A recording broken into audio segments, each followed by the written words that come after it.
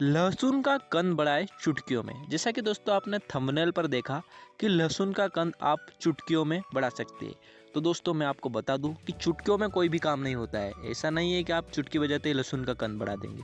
उसके लिए दोस्तों आपको अपनी मेहनत लगन के साथ करनी पड़ती है। शुरुआत से ही लहसुन की फसल का हमें अच्छे से ख्याल रखना पड़ता है। उसमें अच्छे खाद उर्वरक डालना पड़ता है, अच्छी मेहनत करनी पड़ती है, खेत को उपजाऊ बना के रखना पड़ता है, तभी हम लहसुन से एक अच्छा कंद ले सकते हैं। तो आइए इस वीडियो के माध्यम से हम आपको बताएंगे कि आप किस प्रकार से अपनी लहसुन का कंद है वो बढ़ा सकते हैं, उसका अच्छा साइज कर सकते हैं ताकि आपका भाव अच्छा बिके और लहसुन की फसल में आपको उत्पादन अच्छा मिले, ताकि आप एक अच्छा मुनाफा कमा सकें।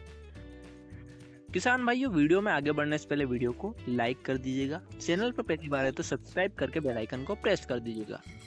दोस्तों, यदि आपने लहसुन की फसल लगाने से पहले खेत की अच्छे से तैयारी करी है, यानी उसमें देसी सड़े हुए गोबर का खाद या मुर्गियों फार्म का खाद डाला है और आपने उसमें बेसल डोज में जो खाद उर्वरक हैं जैसे कि DAP, इफ्को 12-32-16 ऐसे खाद डाले हैं, पोटेशियम खाद डाला है और साथ ही आपने जो SSP सिंगल सुपर फास्फेट खाद है उसकी उचित मात्राएं डाली हैं, यानी कि दोस्तों आपने सभी खादों की उचित मात्राएं फसल में अपने डाली हैं।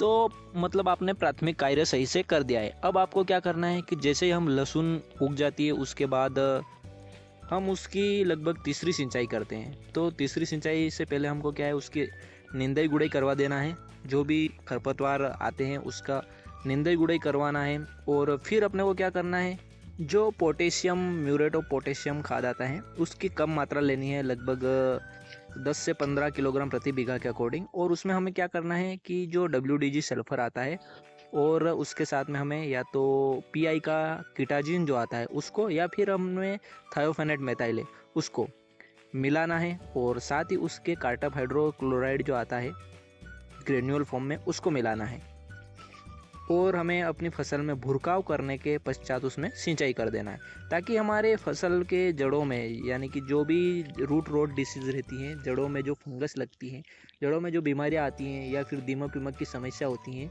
वो उससे ख़त्म हो जाती हैं। तो उससे हमारी जो फसल है वो प्रोटेक्ट हो जाती है। अब उसके बाद हमें फिर से हम जब चौथी सिंचाई करते हैं तो उसमें क्या करना है हमको कि चौथी सिंचाई करते हैं तो चौथी सिंचाई में हमें जो इफ्को कंपनी का सागरिका आता है दानेदार ग्रेन्यूल फॉर्म में, जो उसको लेना है और साथ ही लेना है हमें ह्यूमिक एसिड।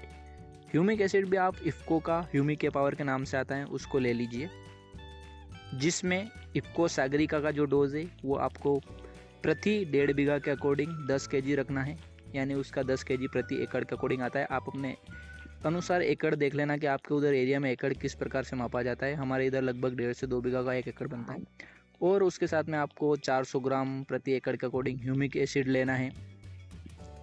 उसको आप अपने जो गोबर की सड़ी हुई खाद आती है, पहले तो आप खाद को अच्छे से, उसको अगर बड़ी खाद है तो उसको छान लीजिए थोड़ी बारीक खाद, या फिर अगर आपके पास वर्मी कंपोस्ट खाद है तो उसमें मिला दीजिए इफ्को का सागरिका Z++ और उस इफ्को का ही ह्यूमिक पावर का जो ह्यूमिक एसिड आता है उसको, और अपनी फसल में अच्छे से भुरकाव कर दीजिए और फिर उसके बाद में सिंचाई कर दीजिए। तो दोस्तों आपकी फसल में जो माइक्रो न्यूट्रिएंट होती हैं उसकी पूर्ति हो जाएगी और ह्यूमिक एसिड आपकी मिट्टी को भुरभुरी बना देगा, जिससे आपकी जड़ों का अच्छा सा विकास होगा और जो एक्सटर्नल फालतू पड़ा हुआ जो उर्वरक है वो आपके पौधों में अवशोषित होने लग जाएगा, जिससे आपकी पौधों की वेजिटेटिव ग्रोथ है वो अच्छी हो जाएगी और उनका जो विकास है वो अच्छे से होने लग जाएगा। उसमें पुलासपन अगर होगा तो वह भी दूर हो जाएगा। यह कार्य हमें लगभग फसल हमने अपनी 1 महीने के आसपास की होती है, 30 दिन के आसपास की, तब करना चाहिए। अब उसके बाद हमें जब वापस दोस्तों लहसुन की फसल है 50 दिन के आसपास की होती है, तब फिर हमें यही कार्य करना चाहिए, यानी कि हमें फिर से गोबर की सड़ी हुई खाद में हमें ह्यूमिक एसिड और इफ्को का सागरिका दानेदार दोनों को मिलाकर फिर से भुरकाव करना है।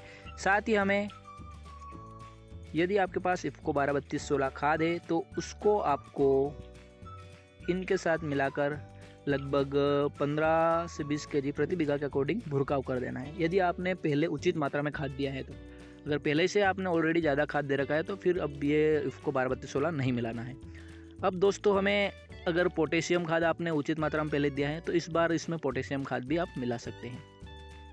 तो दोस्तों अब यह कार्य हो जाता है, उसके बाद हमारी लहसुन फिर थोड़े दिन और आगे बढ़ते हैं। लगभग हमारी लहसुन हो जाती है, अब हमारी लहसुन हो जाती है 65 से 70 दिन के आसपास की। अब उस समय हमें क्या करना है, 65 दिन के आसपास की लहसुन पे, यानी कि 60 से 65 दिन 70 दिन के आसपास की जब लहसुन हो जाती है, तो उसमें हमें क्या करना है कि अगर निंदाई गुड़ाई का समय है तो निंदाई गुड़ाई करवा के फिर से हमें उसमें जो हमारा 05234 आता है उसका स्प्रे करना है लिक्विड फॉर्म में। हम जब भी कीटनाशकों का स्प्रे करते हैं या फफूंदनाशकों का स्प्रे करते हैं फसल में, तो हमें उस समय 05234 जो आता है हमारा, उसको मिला लेना है, और जो लिक्विड सागरिका आता है माइक्रोन्यूट्रन, उसको मिलाकर स्प्रे करना है।